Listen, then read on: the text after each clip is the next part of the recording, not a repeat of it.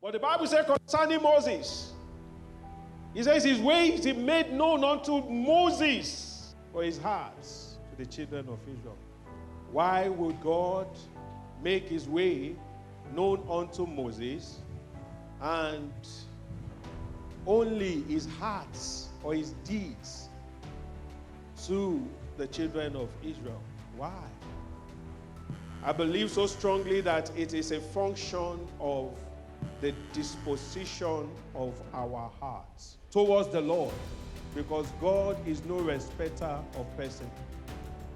The ways of God talks about the principles of God. It talks about the workings behind the demonstration or the performance of God's deeds. And what God wants you and I to know is his ways much more above his hearts. The heart of God talks about the miracles, the signs, the wonders, the deeds of God. And God wants us to know his way because it is his way that will ensure that we finally enter into all that he has ordained for us. And you have to find that way out. It is your duty. So God's ways are not our ways.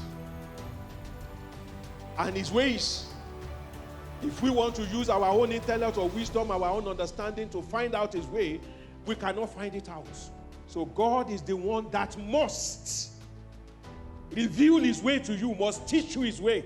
The only way God teaches us his way is when our heart is rightly inclined towards him.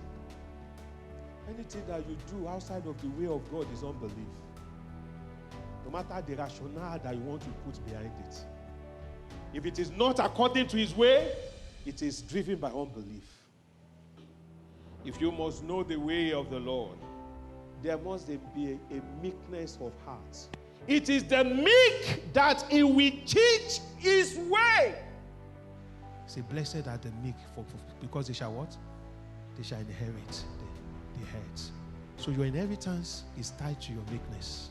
There is no inheritance for the proud. Why? Because God resists the proud. If you must find a way that will lead to your inheritance, you must have that proclivity and inclination of heart to listen to instructions. Number 3, if you must find a way, you must be someone who is willing to allow God to mold your heart, to align with his own heart. So that when he is speaking, it will not be difficult for you to agree. Some of us, we have a very stubborn heart. We are so stubborn. And some will even be boasting about it. You know, Pastor, that is my only weakness. Me, when I say I want to do something, I know God did. In fact, it will take even God himself. You are so stubborn. You know it.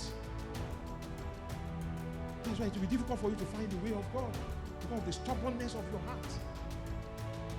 Number 4, the one that receives instruction, that correction. You know, one thing is instruction, another thing is correction.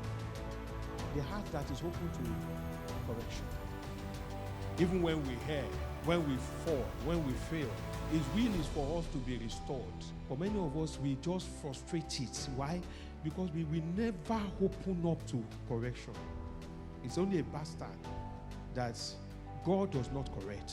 Say, for every child that he receives, he does what? He corrects. There will be certain things you do that God will send a word to correct you. What is your disposition? You don't have a capacity to take correction.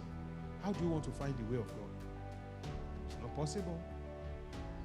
And finally, the one that will find the way of the Lord is the one that watches and prays. You want to find the way of the Lord, but you are a prayerless believer. It is going to be a long thing. It will be difficult, if not impossible. If you must find a way to escape from every trap, every lying in wait of the enemy, then brother, sister, you must be watchful and prayerful. You will find a way. You will find a way to joy. You will find a way to peace. You will find a way to prosperity. You'll find a way out of confusion. You'll find a way out of stagnation. You'll find a way into your inheritance. Rise on your feet and begin to declare, I find the way